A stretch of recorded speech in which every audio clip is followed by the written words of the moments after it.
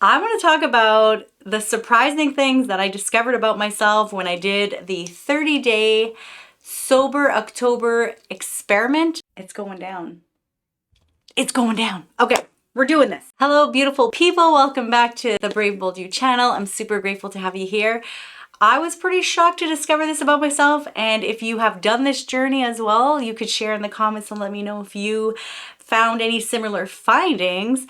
But let's get into it. The surprising thing that I learned about myself during the 30-day sober October experiment. All right, number one, I kind of felt this from the get-go, and I kind of mentioned it as well at the beginning of the first video that I've done of this. I did a video, so if you haven't seen it, it'll be linked in the comments. You could check it out later, but what I discovered was I found myself saying things like, I can't wait, like I could really use a drink right now, or I can't wait till this is over so I can have a drink. And I would notice that, like, I started to consciously pay attention to those moments that I was saying those things, and it was like consciously it clicked. I tended to want to use alcohol as a treat. And so throughout the 30 days, I really just tried to consciously pay attention, as I said, to those moments that I would say these things. So like in high stress moments, right? In the hard moments. And I realized, like, I have more than likely been using this not just as a social thing, but also as a way, as a treat, right? To, like, when you get through those hard days, or you get over, you go through like a really stressful day. And I realized that about myself. And so what I did was I used other tools. So I gave myself other ways of giving myself little treats, things like, just sitting around and doing nothing, sitting around with I love candles and things like this. So just really just giving myself a moment to have a moment, shutting everything off and just being in silence for a little bit, right? Or connecting with girlfriends or my family and things like this. So I was looking for different ways that would really appease me for getting through the hard. If you could make sure to hit the subscribe button and hit that notification bell, because then you'll know when I drop new content. And I started going live on this platform, so you'll know when I go live. So that'd be great to have you here. And thank you to all the subscribers so far, and to all those who keep sharing this channel. I'm so grateful, which led me to this second discovery. I found myself craving more sugar. So the thing about me is I tend to be more of a sweet gal compared to a salty gal or a sour gal. I really love sweets.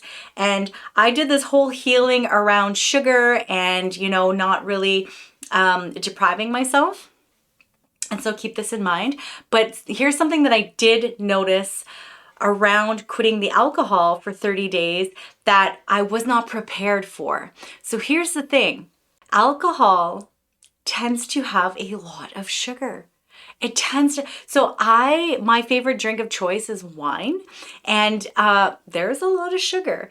Alcohol and sugar tend to create the same dopamine response in the brain as some scientists say as heroin, cocaine, right? It'll activate certain parts of the brain. It'll flood your brain with dopamine.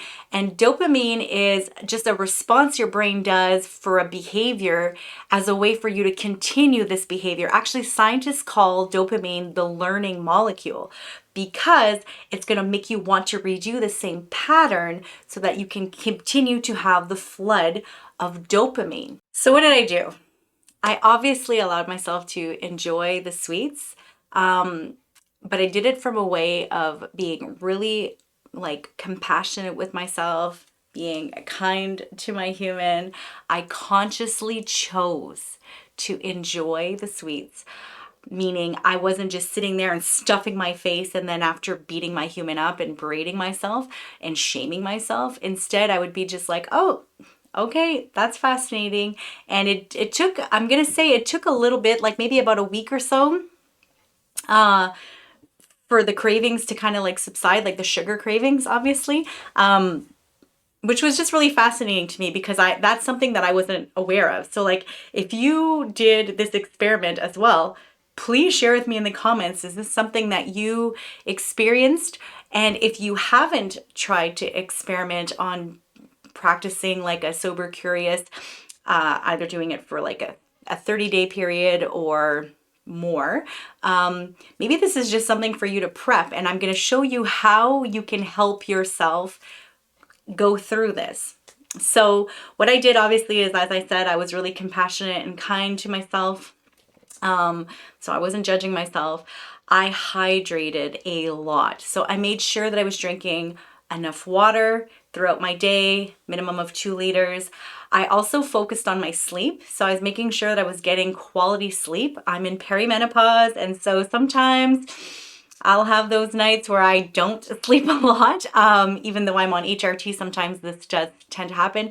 Actually, last night was one of those nights for me. So if I look a little tired, and so I really focused on quality sleep, like sleep is king, focused on hydration, and then I focused on getting enough protein. So I made it a priority to focus more on my protein, obviously hitting my other macronutrients, but really focusing on every time I ate to make sure I had good quality protein, because protein literally breaks down into amino acids, which are the building blocks for your body's every little function. Like, we need amino acids. And so I really just made it a priority to focus on that. One particular amino acid I want to speak on just briefly is gamma aminobutyric acid. This is like a main feel-good amino acid. And so something that was really curious to me that I discovered is, if ever you feel low, it's usually related to this amino acid. Obviously, there could be many other things, but when I was doing a lot of the research in preparation and throughout this 30-day sober curious experiment, I found something really fascinating to me, that alcohol tends to create an abundance, like a surplus of GABA within our bodies. And so when you remove the alcohol, you can tend to feel lower. This could also explain why sometimes you feel like a crash the next day after consuming, because your body was just flooded surplus wise. And I mean, not to mention, alcohol is a neurotoxin. Like, let's not kid ourselves. It is a known neurotoxin. So it is damaging to our nervous system as well as our brain, and all of our organs. So like, let's not kid ourselves. However, when it comes to feeling low like this, a way to help stabilize that and like just start to feel good again would be to consume protein as well as move your body. Side note, I've never regretted a workout ever. I've never regretted moving my body ever. There are times I don't feel like doing it and I show up and I still do it and I feel even better. That's the endorphins, right? So then your body's just flying high with all these little happy, the scientists call these hope molecules. And so that's another way to really just help you, especially if you hit a low where you're like, feeling like you're dragging yourself, and it's just, you don't have any pep in your step. And so that was something fascinating that I discovered about like alcohol and their relation to GABA, the amino acid. Another thing that I learned was, when it comes to, obviously depending about how your relationship to alcohol was. Now, I was more of like a social drinker, and then I discovered I also tended to use it as a treat during stressful times, or I must have, because this is something I discovered, right? Like, I started this video saying like, oh, I was claiming it, right? Also, like, society conditions this kind of rhetoric, right? It's very acceptable, right? To just say like, oh, I could really go for a glass of wine. It's 5 o'clock somewhere, right? Like, it's just really conditioned onto us that this is, this language is just acceptable, right? And again, like, I don't want you to listen to this video and then be like, well, I feel bad that I'm drinking, or perhaps you are a person who has completely removed alcohol fully from your life. Also, like, I don't believe in judging other people for their their choices, right? The reason I did this experiment was really just to understand the relationship that I currently have to alcohol. And I discovered a lot in a 30-day period. What's next for me? Well, I'm not a person that's really attached to absolutes, meaning never and always, right? And so I'm a person that loves to live in the grays. And so moderation and moderation. And so I am going to, not that I really like labels, but I'm going to be more sober-ish, meaning I'm going to be really, being really aware with why and when and how much I do decide to consume. I do have really big goals. We're ending 2024. At the beginning of this year for me was shit. And so I have goals to really just achieve, and you know, where alcohol fits on that right now, it doesn't really as much based on the research that I've done.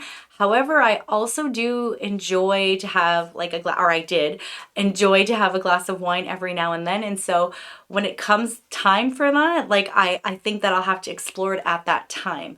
So when I do decide to sit down, if I do decide to sit down and enjoy a glass of wine or whatever, I'll let you know.